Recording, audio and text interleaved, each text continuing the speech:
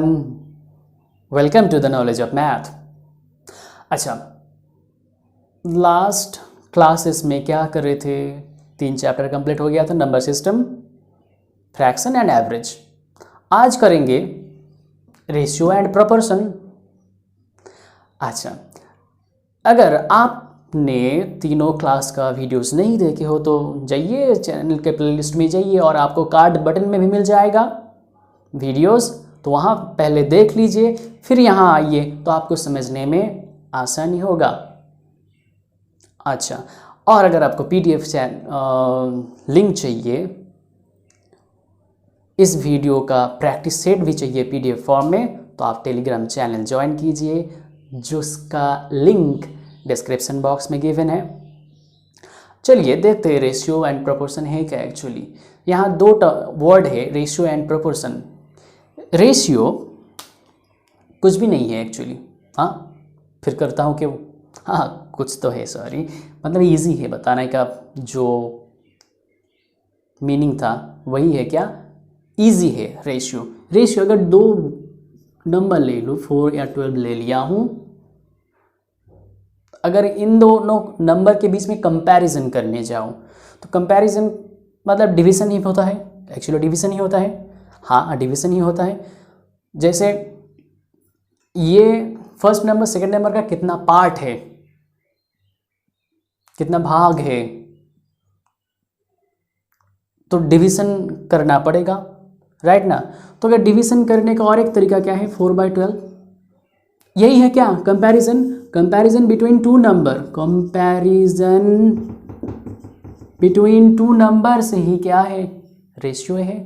तो ये रेशियो कैसे लिखूंगा? नहीं, आप लोग तो 9th और 10th में करके आए हैं, रेशियो तो ऐसे नहीं लिखते हैं।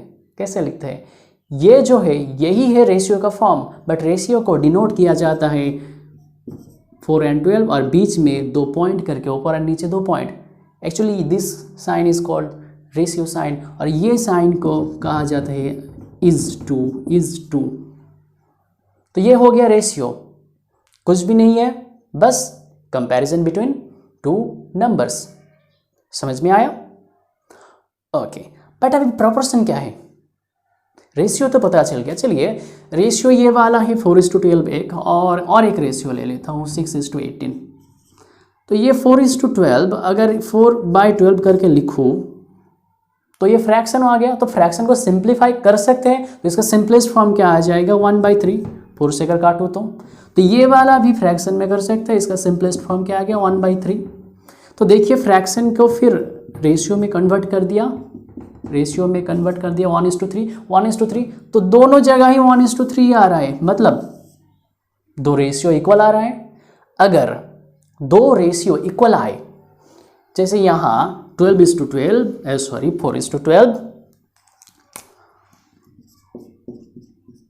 एंड 6:18 क्या आया, इक्वल आया। So these 2 ratios are called proportion. And proportion का साइन क्या है? प्रोपोर्शन का साइन है 2 रेशियो।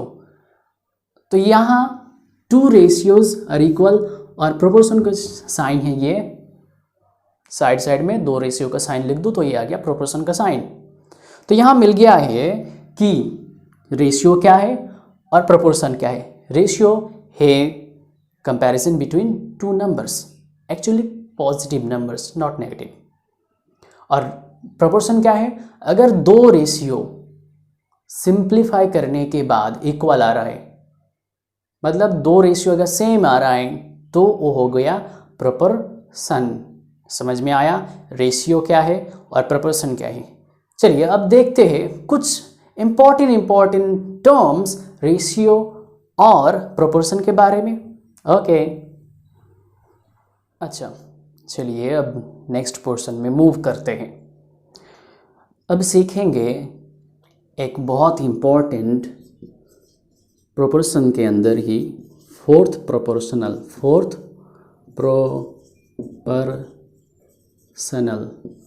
है क्या ये फोर्थ प्रोपोर्शनल? एक्चुअली एग्जाम्पल ले लेता हूँ, वही एग्जाम्पल लूँगा 4:12 प्रोपोर्शन 6:18। यहाँ फोर्थ प्रोपोर्शनल मीन्स जो फोर्थ पोजीशन में है वही है fourth proportional. Fourth proportional, proportional किसका फोर्थ प्रोपोर्शनल? अभी या किसका फोर्थ प्रोपोर्शनल? यहाँ बाकी कौन है? बाकी 4, 12 एंड 6, 18 है 4, 12 एंड 6 का फोर्थ प्रोपोर्शनल। तो यहाँ मैंने बोला कि 4, 12 एंड 6, क्या मैं ऐसा बोल सकता कि 6, 12 एंड 4? क्या मैं ऐसा भी बोल सकता कि 12, 6 एंड 4? नहीं, ऐसे हैपोजिटली नहीं बोलेंगे। कैसे बोलेंगे कि जो सीरीज़ में है यहाँ फर्स्ट से लेकर एकदम थर्ड फोर्थ, तो यही है कि 18, 4, 12 एंड 6 का फोर्थ प्रोपोर्शनल है। क्वेश्चन क्या गिवन रहेगा? Very good one. क्वेश्चन है, अगर एक ऐसा क्वेश्चन कर लेते हैं कि find the fourth proportional, find the fourth proportional of अभी यहाँ किसका मैंने बोला था ना, ऑफ किन किन का फोर्थ प्रोपोर्शनल निकालना है यहाँ। तो यहाँ क्वेश्चन ऐसा रहेगा जैसे 6, 24 एंड 8 ले लेता हूँ। तो 6, 24 एंड 8 का आपको फोर्थ प्रोपोर्शनल निकालना है। तो क्या करेंगे? फोर्थ प्रोपोर्शनल पता नहीं है मुझे, वो निकालना है। और प्रोपोर्शनल को सोच लेंगे x। पहले बेसिक बताता हूँ, शॉर्टकट बताऊँगा अभी। तो सोच लेते हैं फोर्थ प्रोपोर्शनल है x। तो अगर x है फोर्थ प्रोपोर्शनल तो यहाँ ये फर्स्ट और ये सेकेंड और ये थर्ड और x हो गया फोर्थ। तो ये प्रोपोर्शन में है तो एक कॉमा के जगह यहाँ रेशियो इज टू, यहाँ प्रोपोर्शनल साइन और यहाँ भी इज टू। तो मुझे चाहिए x। और आपको थ्योरम पता ही है, कौन सा थ्योरम बताया था? वो था कि एक्सट्रीम टर्म का प्रोडक्ट और मीन टर्म का प्रोडक्ट इक्वल होता है। तो एक्सट्रीम टर्म कौन कौन है यहाँ? 6 एंड x, तो दोनों का प्रोडक्ट 6 इंटू एक्स। और मीन टर्म क्या है यहाँ? मीन टर्म है 24 और 8। सो मीन टर्म का भी प्रोडक्ट क्या होगा? इक्वल होगा। तो यहाँ मुझे चाहिए x, तो 2 इंटू 4/6 कट कर दूँ। सॉरी 4 आ गया, 4 और यहाँ 32। तो मिल गया आंसर फोर्थ प्रोपोर्शनल जो है 32। तो करेंगे एग्ज़ाम में कैसे? पता है कि end terms and mean terms का मल्टीप्लिकेशन इक्वल होता है। हाँ होता है। तो यहाँ मीन टर्म्स का मल्टीप्लाई कर लीजिए पहले 24 इंटू 8 और डिवाइड कर दीजिए जो बाकी है उससे। बाकी कौन है? 6 है, तो डिवाइड कर दिया। बस यही। मीन टर्म्स का मल्टीप्लाई जो बाकी है उससे डिवाइड, मीन टर्म्स का मल्टीप्लाई जो बाकी है उससे डिवाइड। मतलब मीन टर्म्स अगर सोचिए नहीं है तो यहाँ क्या कीजिएगा, अगर क्वेश्चन में ही सही कीजिएगा, यहाँ जो लास्ट जो 2 टर्म गिवन है इन दोनों का मल्टीप्लाई और फर्स्ट से डिवाइड। लास्ट 2 टर्म का मल्टीप्लाई और फर्स्ट से डिवाइड, तो मिल गया फोर्थ प्रोपोर्शनल। ओके, समझ में आया फोर्थ प्रोपोर्शनल? चलिए और एक देख लेते हैं। और अभी क्या देखेंगे? अभी देखेंगे थर्ड प्रोपोर्शनल। अभी देखेंगे थर्ड प्रोपोर्शनल। अच्छा, अगर थर्ड प्रोपोर्शनल बताऊं तो ये वाला, अगर थर्ड प्रोपोर्शनल इस रेशियो में से बताऊं तो आपको पता ही है कौन सा होगा थर्ड प्रोपोर्शनल। थर्ड प्रोपोर्शनल होगा ये वाला। हाँ ये वाला ही होगा, बट क्वेश्चन में गिवन ऐसा नहीं रहेगा, 4 नंबर गिवन नहीं रहेगा। 4 नंबर नहीं, जैसे फोर्थ प्रोपोर्शनल निकालने के 3 नंबर गिवन था और आपको फोर्थ वाला चाहिए था। यहाँ थर्ड प्रोपोर्शनल निकालना है तो आपको गिवन रहेगा 2 नंबर और थर्ड वाला आपको निकालना है। बाकी तीनों गिवन नहीं, बाकी और जो एक एक्स्ट्रा चाहिए नहीं गिवन रहेगा। तो अगर नहीं गिवन रहेगा, चलिए एक एग्जांपल ले लेता हूँ तो आपको अच्छे से समझ में आएगा कि same question, find the third proportional. Actually find the third proportional third proportional of 12, 16, 12 और 16 का थर्ड प्रोपोर्शनल आपको निकालना है। क्या कीजिएगा फिर? अच्छा ऐसे नहीं तो चलिए 8 ले लेता हूँ, 8 and 16, 8 and 16 इसका आपको थर्ड प्रोपोर्शनल चाहिए। तो सोच लेते हैं, पहले थ्योरी अच्छे से समझते हैं कि बेसिक 8, 16 और थर्ड प्रोपोर्शनल सोच लिया कि x, ये फर्स्ट, सेकेंड और ये वाला हो गया थर्ड। तो यहाँ 3 नंबर है, प्रॉब्लम क्या हो गया? मुझे पता है कि प्रोपोर्शन होने के लिए 4 नंबर चाहिए, फर्स्ट दोनों का रेशियो और लास्ट दोनों का रेशियो अगर इक्वल होगा तो फिर प्रोपोर्शनल होगा। बट यहाँ तो 3 नंबर है, जैसे यहाँ x को लेकर 3, तो यह प्रोपोर्शनल कहाँ हो रहा है? नहीं हो रहा है ना, तो मुझे 4 चाहिए। हाँ 4 तो चाहिए ही, तो इसी जो गिवन नंबर है इसी से ही मुझे 4 नंबर निकालना पड़ेगा। कैसे निकालूँ? प्रॉब्लम, डोंट वरी, मैं हूँ ना यहाँ जो 16 है मिडिल पॉइंट, मिडिल जो टर्म है इसे 2 बार रिपीट कर दीजिए, बस कुछ नहीं। आप याद रखिए कि मिड जो है, मिडिल में जो है वो 2 बार रिपीट होगा, ये याद रखिए, मिड में जो है वो 2 बार रिपीट होगा। तो यहाँ अगर 2 बार रिपीट होगा तो 8, 16, 16 और x तो मिल गया मुझे 4। अब प्रोपोर्शनल कर सकते हैं, तो प्रोपोर्शन है ये वाला, ये तो प्रोपोर्शनल है। x क्या होगा वो चाहिए मुझे। तो अब बोलिए x कैसे निकालूं? थर्ड प्रोपोर्शनल अगर है तो कैसे निकालूंगा x? यहाँ आपको पता ही है 8x लास्ट जो टर्म का मल्टीप्लाई, मतलब एन टर्म का प्रोडक्ट और मीन टर्म का प्रोडक्ट इक्वल होता है, तो x इक्वल्स टू 16 इंस टू 16 बाई 8 क्या हो गया? 32। Hope you understand. बट कैसे करेंगे एग्ज़ाम में? एग्ज़ाम में ऐसे करेंगे कि 2 टर्म गिवन है, 2 टर्म गिवन है, जो सेकंड वाला है सेकंड वाले को 2 बार मल्टीप्लाई कर दिया, सेकंड वाले को 2 बार मल्टीप्लाई और फर्स्ट से डिवाइड। थर्ड प्रोपोर्शनल चाहिए तो सेकंड वाले को 2 बार मल्टीप्लाई और फर्स्ट से डिवाइड, तो आ गया ना 32। तो ये है शॉर्ट ट्रिक्स थर्ड प्रोपोर्शनल निकालने का। Hope you understand. ओके, और एक करते हैं जो एग्ज़ाम में बहुत ही ज़्यादा आता है। हाँ चलिए अब सीखते हैं और एक प्रोपोर्शनल जो है कि मीन प्रोपोर्शनल।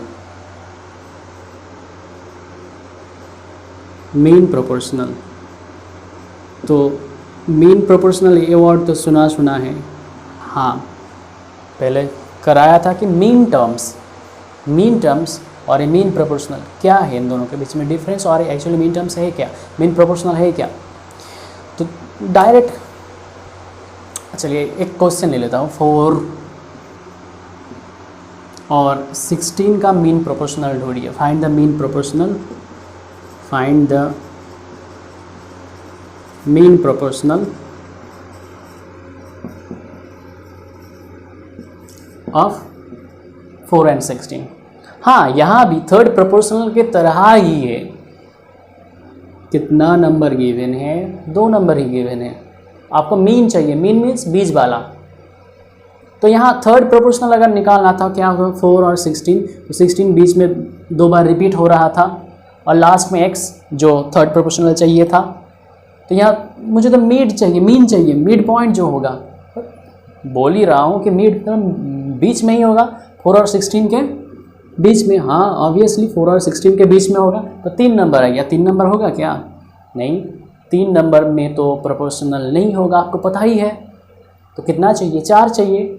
और 4 चाहिए तो क्या बोला था कि मिड पॉइंट जो मिडिल का जो है वो 2 बार रिपीट होगा। तो यहाँ मिडिल का कौन है? x। तो x होगा 2 बार रिपीट, तो x 2 बार रिपीट होएगा, तो मुझे 4 टर्म मिल गया और फिर ये प्रोपोर्शनल बन सकता है। तो अभी क्या चाहिए? मीन प्रोपोर्शनल चाहिए। मीन प्रोपोर्शनल तो ये प्रोपोर्शनल हो गया। मीन प्रोपोर्शनल चाहिए तो आपको तो पता ही है कि एक्सट्रीम टर्म्स का प्रोडक्ट तो 4 इंटू 6 और मीन टर्म्स का प्रोडक्ट सेम होता है। तो मीन टर्म है x और 4 इंटू 6 16। तो क्या किया? X square into 4 into 16। So x equals to root over 4 into 16।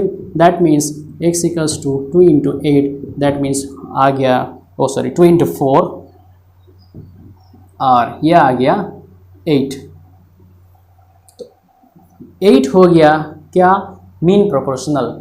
यहाँ एक क्वेश्चन है सबका, है क्या? हाँ ज़रूर है। तो आप लोग बोलते हैं यहाँ सर अगर x square equals to something है, जैसे यहाँ क्या था 64, एक्स स्क्वायर इक्वल्स टू 64, तो एक्स अगर करूँ तो यहाँ प्लस माइनस आ जाएगा राइट साइड में, तो प्लस माइनस क्यों नहीं लिया? हाँ बिल्कुल सही क्वेश्चन है, प्लस माइनस नहीं लिया इसीलिए क्योंकि रेशियो ऑलवेज पॉजिटिव नंबर का ही होता है, नेगेटिव का नहीं। तो इसीलिए नेगेटिव नहीं लूँगा, कौन सा? पॉजिटिव, ऑलवेज पॉजिटिव ही आप लेंगे। दैट्स वाई यहाँ ओनली पॉजिटिव ही लिया हूँ, और पॉजिटिव कुछ नहीं मतलब पॉजिटिव है। अच्छा, तो समझ में आ गया मीन प्रोपोर्शनल कैसे निकालते हैं। बट ये एग्जाम में दिया हुआ रहेगा, ओनली आपको ये क्वेश्चन और ये दोनों नंबर गिवन रहेगा। आपका इतना ज़्यादा लेंथी प्रोसेस करेंगे नहीं करेंगे। आपको बेसिक पता चल गया ना, अगर बेसिक पता चल गया तो शॉर्टकट आपके दिमाग में आ जाना चाहिए। क्या है शॉर्टकट? शॉर्टकट क्या है? रूट ओवर दोनों जो टर्म है इन दोनों का रूट, बस यही है शॉर्टकट। और शॉर्टकट इन दोनों का रूट, अगर ये हो गया 64, अच्छा 64 क्यों लेते हो, 2 का रूट है 4 और 16 का है 4 का है 2 और 16 का है 4, तो आ गया क्या 8। समझ में आ गया? तो सीखा हूँ fourth proportional, third proportional, mean proportional. तो यहाँ जो रेशियो एंड प्रोपोर्शन में थ्योरम लगभग सभी कंप्लीट हो गया है। चलिए अब मूव करता हूँ क्वेश्चन प्रैक्टिस में। ओके, अच्छा चलिए क्वेश्चन प्रैक्टिस करते हैं। हाँ, यहाँ क्वेश्चन है कि a/b इक्वल्स टू 3:2 और b/c इक्वल्स टू 4:3 और c/d है 5:7। अच्छा, तो a/b, तो यहाँ अगर a/b है तो मैं क्या कर सकता हूँ? बताया था कि फ्रैक्शन एक टाइप का रेशियो है, तो a/b लिख सकता हूँ a/b इक्वल्स टू 3/2 और जो b/c है उसे लिख सकता हूँ b/c इक्वल्स टू 4/3 और जो c/d है इसे लिख सकता हूँ 5/7।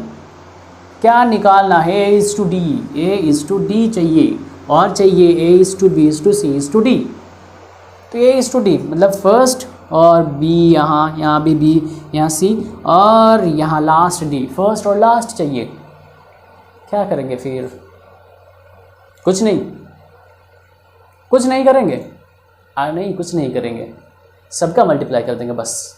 यहाँ जो भी गिवन है a/b, b/c, c/d जो भी गिवन है सबका मल्टीप्लाई करने से मुझे a/d मिल जाएगा, मतलब a/d मिल जाएगा। हाँ बिल्कुल मिल जाएगा।